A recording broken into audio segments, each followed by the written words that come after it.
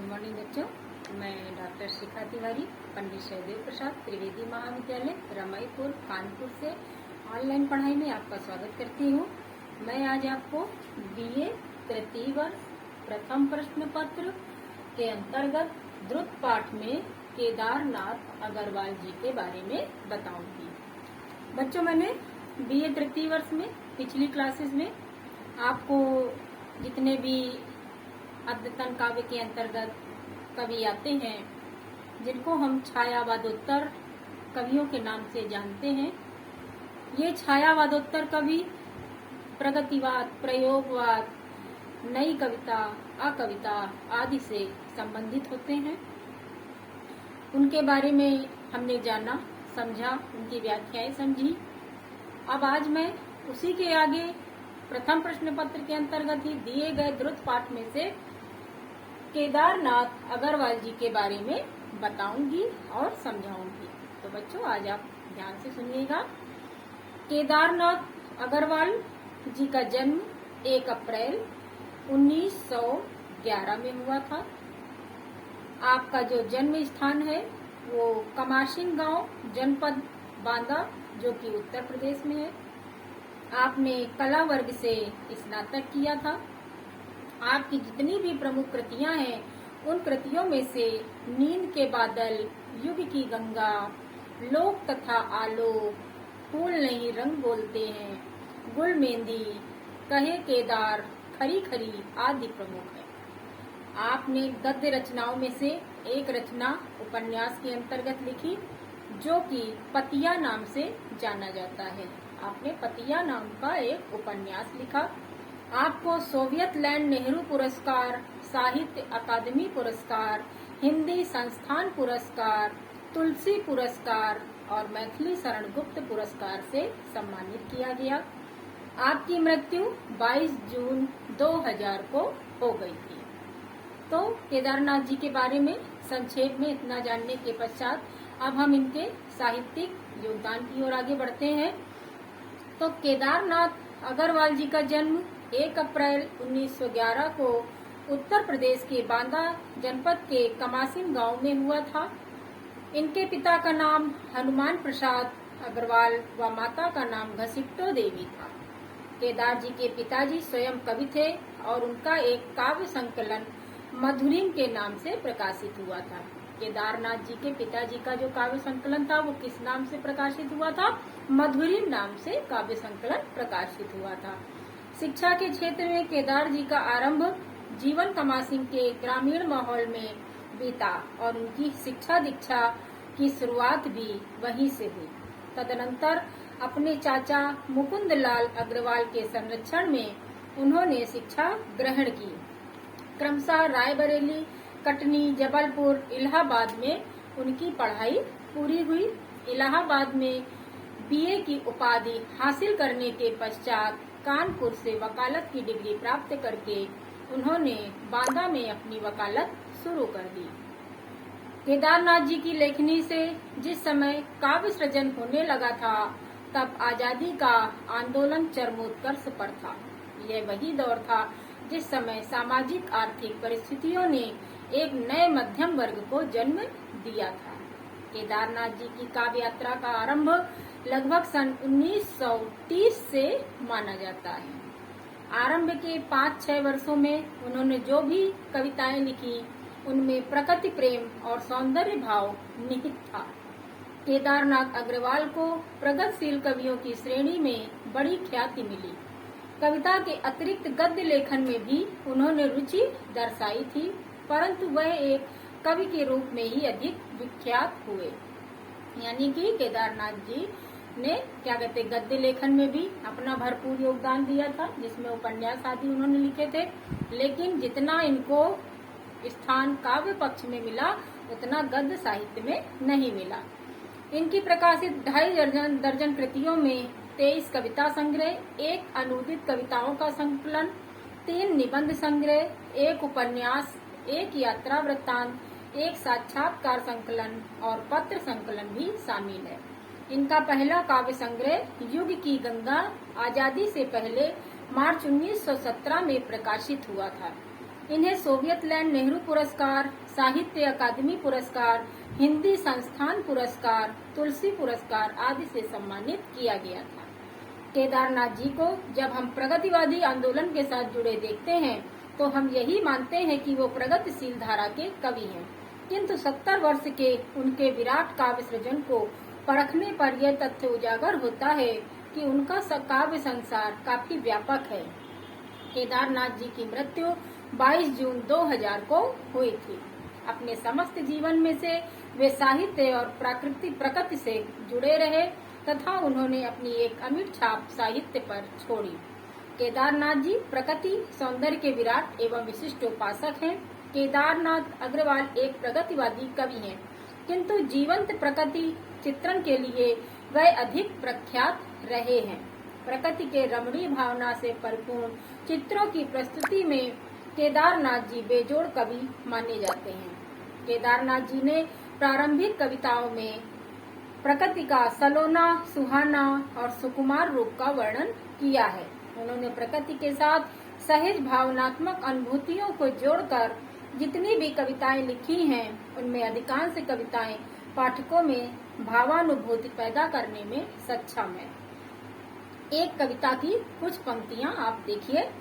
हवा हूँ, हवा में बसंती हवा हूँ, हवा हूँ, हवा में बसंती हवा हूँ, सुन बात मेरी अनोखी हवा हूँ, सुन बात मेरी अनोखी हवा हूँ, बड़ी बावली हूँ बड़ी मस्त मौला, बड़ी बावली हूँ बड़ी मस्त मौला। जनवादी कवि होने के कारण उन्होंने ग्रामीण प्रगति के चित्र अपनी कविता में अधिक उतारे हैं, जो खेत खलियानों से संबंधित हैं। पेड़ पौधे, नदियाँ, पहाड़, फसल सब कुछ उनकी कविताओं में उपलब्ध हो जाता है।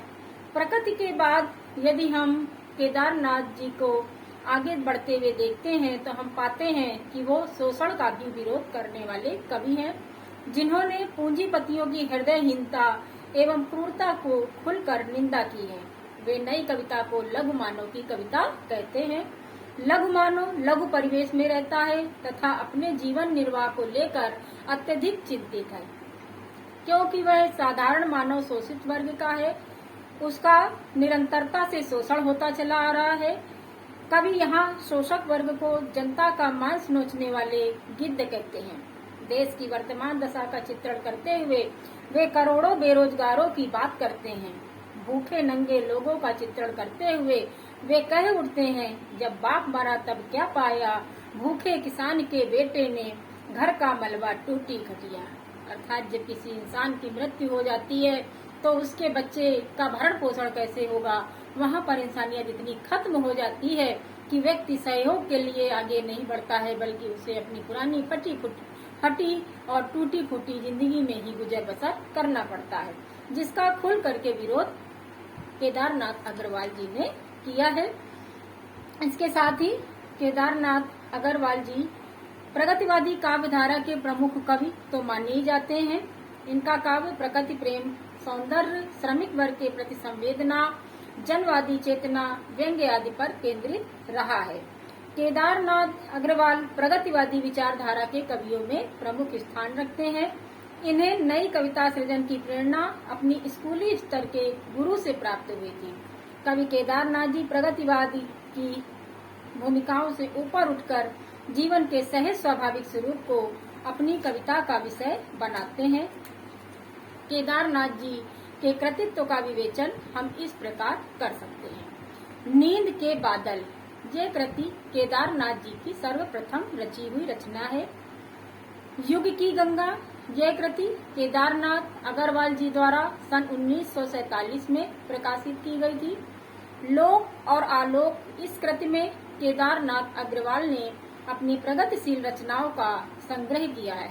फूल नहीं रंग बोलते हैं, इस कृति में उपरोक्त तीनों संग्रहों की मर्मस्पर्शी रचनाओं को संकलित किया गया है। इसके अतिरिक्त केदारनाथ अग्रवाल जी की अन्य काव्य कृतियों में कुछ जो प्रमुख है वो निम्नलिखित है। जमुन जल तुम, जो सिलाएं तोड़ते हैं, आत्मगंध, गुल मेहंदी, अपूर्वा। कविता संग्रह अपूर्वा के लिए इन्हें सन 1986 का साहित्य अकादमी पुरस्कार भी मिला। गद्य साहित्य में पतिया इनका प्रमुख उपन्यास है। इसके अतिरिक्त केदारनाथ अग्रवाल ने समीक्षा, साहित्यकार, अनुदित निबंध आदि कई गद्य विधाओं में भी रचनाएं लिखी हैं। इसके साथ ही साथ केदारनाथ अग्रवाल जी का जो हृदय था वो ग्रामीण जीवन की विषमताओं और दरिद्रता को देख करके द्रवित हो उठता है। उनकी सभी कविताओं में युगीन विषमता का सजीव चित्रण हुआ है। वो एक जगह कहते हैं कि खाते हैं पेट की थैली में गाड़ते, रोटी के टुकड़ों को दांत से काटते, मांजते हैं बर्तन, नमी धरती पर सोते हैं, कांपते हाँफते।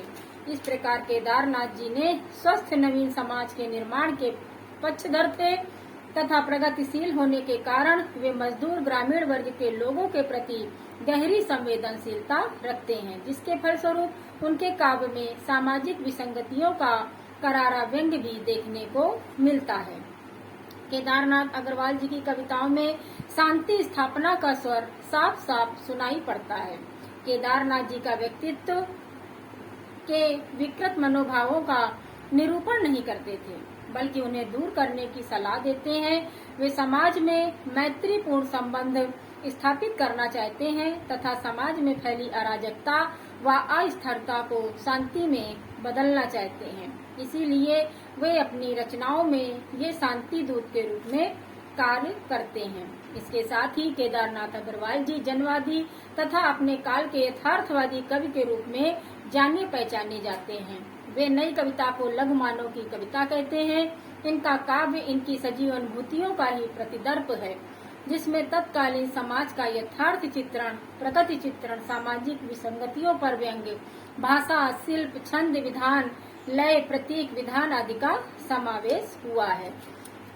इस प्रकार हम देखते हैं केदारनाथ जी ने आधुनिक कविता में गीति परंपरा का भी प्रतिपादन किया है। केदारनाथ जी गीति काव्य धारा का नया बिंब अपनी काव्य में प्रस्तुत करते हैं। केदारनाथ अग्रवाल जी गीति काव्य धारा में चित्रात्मकता, लयात्मकता और ऐन्द्रिकता व भाषा की संगीतात्मकता का उत्कृष्ट चित्रण मिलता है। एक कविता में काटो काटो करबी साइत और कुसाइत क्या है, काटो काटो करबी मारो मारो हंसिया, हिंसा और अहिंसा क्या है, जीवन से बड़े हिंसा क्या है। तो इस तरह से केदारनाथ अग्रवाल जी समकालीन छायावादोत्तर, प्रगतिवादी, प्रयोगवादी आदि कविताओं के प्रमुख कवियों में से एक कवि माने जाते हैं, जिन्होंने न केवल अपने काव्य में शोषित वर्ग का विषय बनाया, बल्कि अपने काव्य में प्रकृति और काव्य की लयात्मकता को भी मुख्य रूप से उभारा है। तो संक्षेप में ये थी केदारनाथ अग्रवाल जी की जानकारी। बच्चों, आज बस इतना ही। नेक्स्ट वीडियो में हम फिर मिलेंगे। धन्यवाद।